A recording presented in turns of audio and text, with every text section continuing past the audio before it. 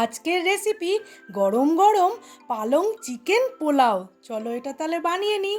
Hello viewers, Radhe Radhe. আজকে chicken ধুয়ে নিয়েছি। কি বানাবো? আজকে একটা নতুন রান্না করব। তার জন্য জল গরম করে আমি পালং শাক ফ্রেশ করে ধুয়ে বেছে ডগাগুলো নিয়ে নিয়েছি। কাঁচা লঙ্কা, রসুন, আদা একসাথে ধনেপাতা দিয়ে বেটে নেবো। পালং শাকটা সেদ্ধ করে নেবো। এইবার গ্যাসের ফ্লেমটা অফ করে জল ঝরিয়ে ঠান্ডা করে আদা, রসুন, কাঁচা লঙ্কা ধনেপাতার সাথে বেটে নেব। টমেটো দিয়েছি, কিছুটা কাঁচা ধনেপাতা দেব, পাতিলেবুর রস দেব, পরিমাণ মতো হলুদের গুঁড়ো, পরিমাণ মতো নুন, ওপর থেকে সর্ষের তেল দেব, একটু আদা রসুন বাটা দেব, টক দই দেব, পালং শাক দেব। পালং শাকটা ঠান্ডা করে নিয়েছি, এবার সব একসাথে বেটে নেব। সব একসাথে আমি এবার ম্যারিনেটটা সুন্দর করে করব। আর ফ্রিজের মধ্যে ঘন্টা তিনেক এইরকম আমি রেখে দেবো। আমি দুপুরবেলা ম্যারিনেট করে রাখছি, এটা আজকে আমি রাত্রিবেলা বানাবো। যত বেশিক্ষণ ম্যারিনেট করা থাকবে আজকের এই নতুন রান্নাটার তত বেশি স্বাদ হবে। দেখো আমি কি সুন্দর করে আমি সব মাখিয়ে নিয়েছি। আর নতুন কিচেনের রান্না যদি তোমাদের ভালো লেগে থাকে তাহলে চ্যানেলটাকে প্লিজ লাইক, শেয়ার, সাবস্ক্রাইব করে আমার পাশে থেকো। আর বেল বাটনটাও অবশ্যই প্রেস করে দিও। আমি যা যা নতুন নতুন রান্না আপলোড করব সবার আগে নোটিফিকেশান তোমাদের কাছে পৌঁছে যাবে।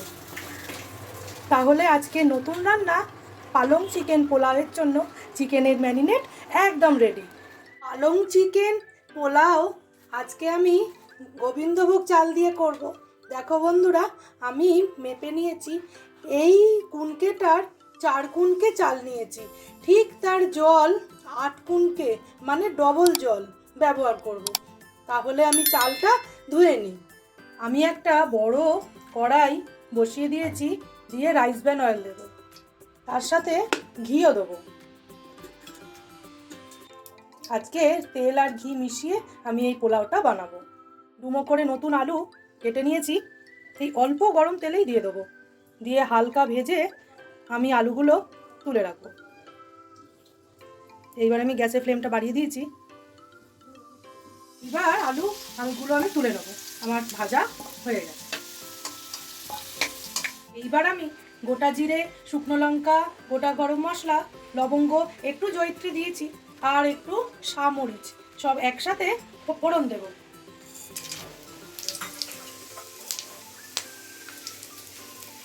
এবার আমি তেজপাতা দেব। তেজপাতাটা একটু কেটে দিলাম, না হলে কষতে অসুবিধা হয়। কোনো পেঁয়াজ দিয়ে দেবো, লাল করে ভেজে নেব। ফ্রিজ থেকে আমি বার করে নেব। পেঁয়াজটা এইরকমভাবে আমি ভেজে নিয়েছি। এইবার মাংসটা আমি দেব, ম্যারিনেট করা চিকেনটা এবার আস্তে আস্তে আমি ঢেলে দেব।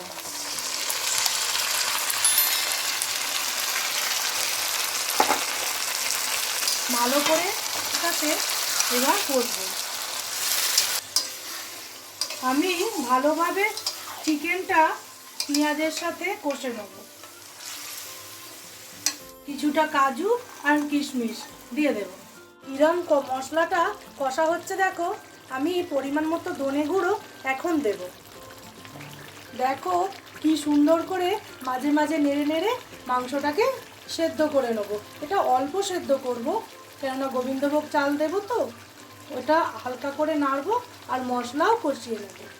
তোমরা দেখে বুঝতে পারছো তেল ছেড়ে দিয়েছে, তার মানে আমার মশলা সমেত চিকেনটা খুব ভালো করে কষানো হয়ে গেছে। এবার আমি ধুয়ে রাখা গোবিন্দভোগ চাল জল ঝরিয়ে রেখেছি দিয়ে দেব। ভেজে রাখা নতুন আলু দিয়ে দেব, জল ঝরানো গোবিন্দভোগ চাল দিয়ে দেব। এইবার খুব সুন্দর করে গোবিন্দভোগ চাল, মাংস, আলু আর গ্রেভি একসাথে মিশিয়ে নেব। এই দেখো আমি সুন্দরভাবে মিশিয়ে নিচ্ছি। আমার আজকের মাংসটা, চিকেনটা যেভাবে কষিয়েছিলাম, এটা মানে সেঁকা সেঁকা পরোটা তার সাথে একদম জমে যেত। ওটাও একদিন শুধু আমরা করে খাবো। আজকে তো আমি গোবিন্দভোগ চাল দিয়ে করছি। এটা একটা নতুনভাবে রান্নাটা করার চেষ্টা করলাম। তোমরা এরমভাবে একদিন রান্না করে খেয়ে দেখে আমাকে জানাবে কেমন হয়েছিল রান্নাটা। আর আমার নতুন ভিউয়ার্সরা যারা এখনও পর্যন্ত চ্যানেলটা সাবস্ক্রাইব করোনি, তারা একটু প্লিজ সাবস্ক্রাইব করে আমার পাশে থেকো আর বেল বাটনটাও প্রেস করে রেখো। আমি যা যা নতুন নতুন রান্না আপলোড করব সবার আগে নোটিফিকেশান তোমাদের কাছে পৌঁছে যাবে। এইবার আমার সব জিনিস একসাথে কষা হয়ে গেছে, পরিমাণ মতো জলটা দেবো। এই কুনকেটার মাপ করে আমি চাল যেহেতু 4 কুনকে নিয়েছিলাম, সেইটারই মাপ করে আমি 8 কৌটো জল কিন্তু দেব না, কেননা আমার চিকেনে কিছুটা জল রয়েছে, সেজন্য আমি 7 দেবো।